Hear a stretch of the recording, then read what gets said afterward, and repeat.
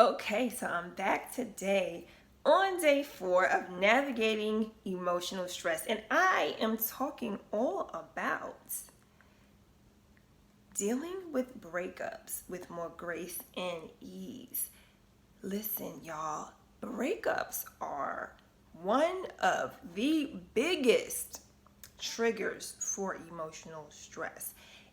I don't even need to tell y'all any more about that because I'm certain that every single one of us has experienced all types of emotional stress from being in relationships. And I'm not just talking about romantic ones, I'm talking about divorces, friendships, family breakups, even your employers. If you've ever left a job, that's like a breakup. And those relationships can be some of the biggest triggers for our emotional stress. So I'm Nigeria. I am going to be continuing my series on navigating emotional stress. And I want to let you guys know that the end of this month, May 30th, I will be offering a wonderful workshop on managing your emotional stress. It's all about helping you to reduce the tendency to run from these uncomfortable emotions because all of us have them. And so all of us need to know how to work with them.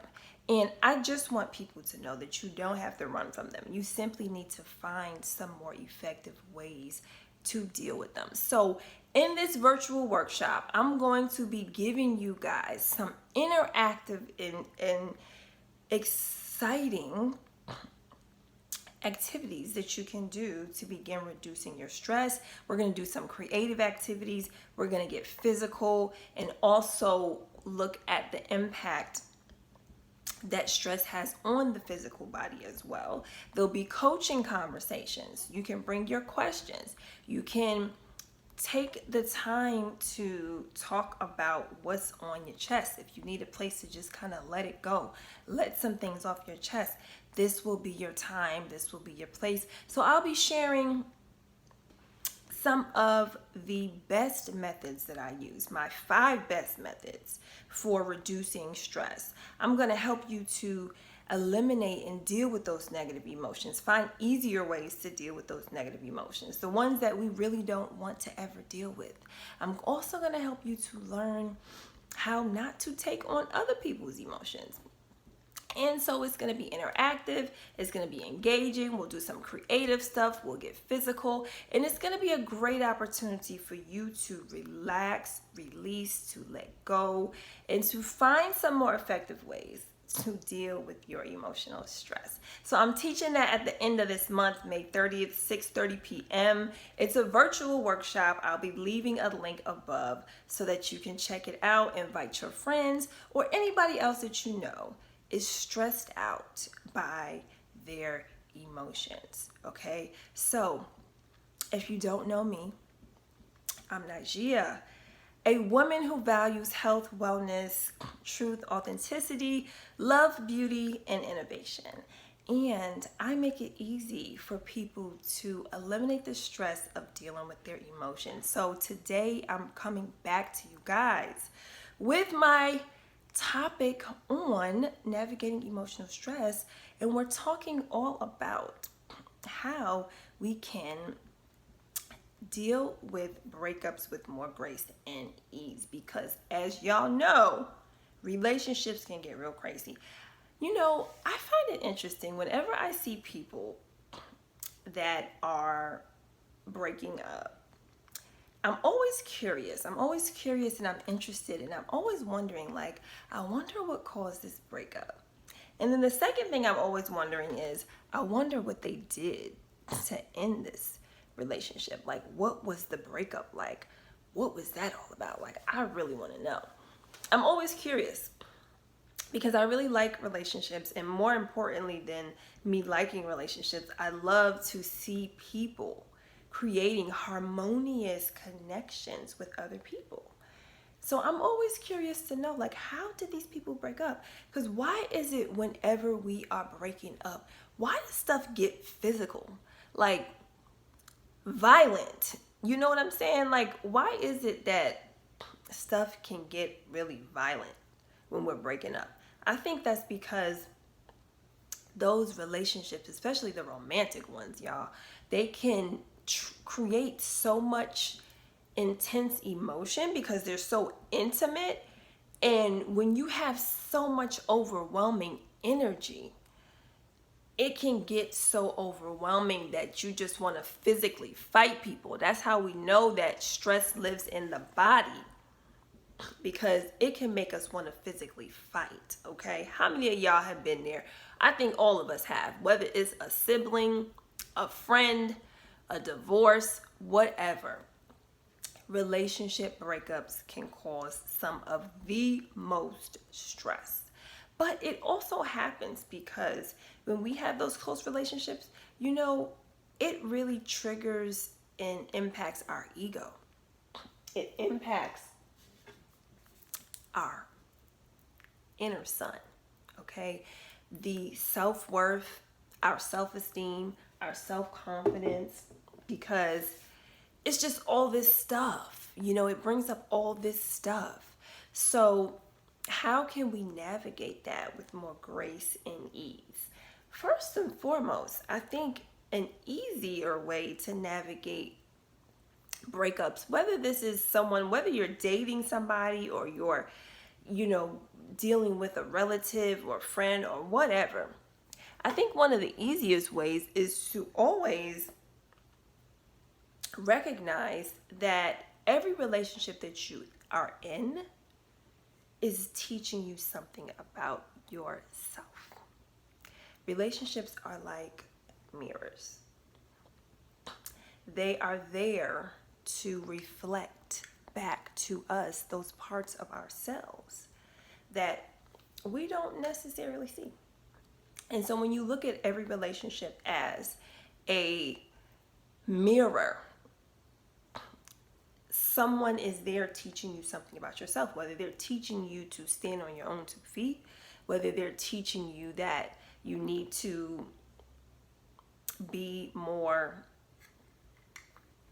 compassionate, or whether they're teaching you that there is something else that you need to develop within yourself. Whatever it is, every relationship is an opportunity for you to learn something more about yourself. So I think one of the ways we can begin to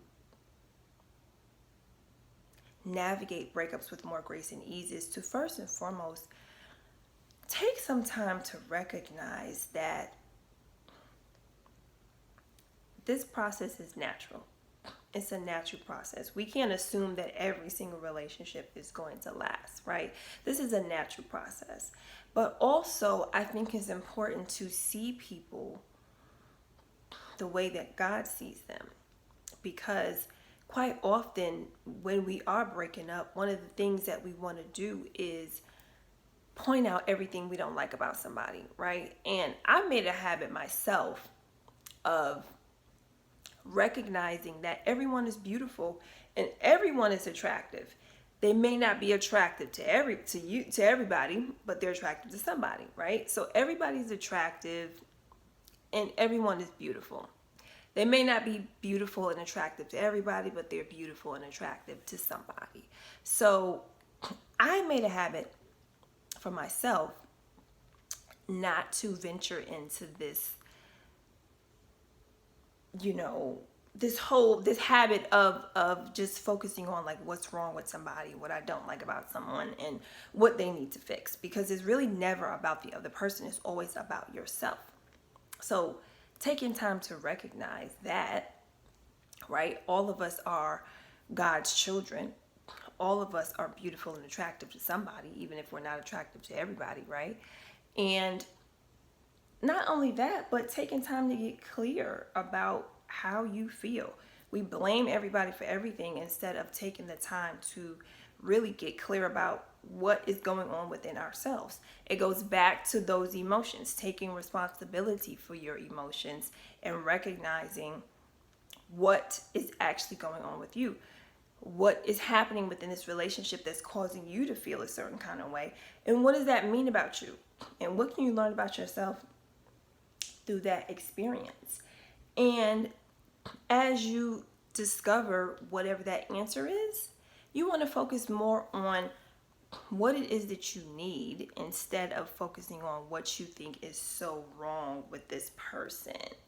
And just give yourself that time.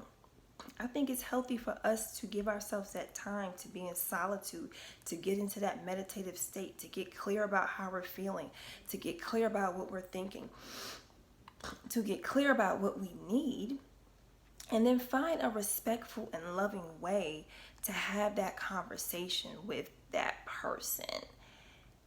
If you need to, you can decide whether or not this relationship can take on a different form, because sometimes that's possible. And I don't see a lot of people doing this, especially in the dating realm. Like when it comes to dating, I see a lot of people that have this black and white way of dealing with people. It's like they meet someone that they like, and if they can't get what they want from them, then it's like, okay, I'm done with you, and that's it. I don't personally understand that. I don't subscribe to that way of dealing with relationships. I think that sometimes it's important, really all the time, it's important to assess whether or not this relationship can take on a different form realistically, but you have to decide that for yourself. So that's one of the simple ways that I think we can begin to deal with breakups with more grace and ease. Recognize that every relationship is teaching you something about yourself. Recognize that all of us are God's children, and we're all beautiful and attractive to somebody, even if we're not attractive to everybody. Recognize that when you have these experiences, it's important to take responsibility for how you feel, because that relationship is teaching you something about yourself, and you need to take ownership for your emotions and whatever emotions you're actually experiencing as you navigate that breakup. Take some time to work with your mind, because the relationships will trigger and impact your self-worth, your confidence, your self-esteem, your ego. And get clear about what you really feel, what you're really thinking, and what you really need, and have a respectful and loving conversation with them that is focused on what you need versus what you think is wrong with them. Okay? So I am going to leave you guys with that today, so you can incorporate more grace and ease into your breakup experiences. We do not have to be getting nasty and mean. We do not have to be violent. Y'all do not have to be out here fighting people. You can deal with these things in a more harmonious way.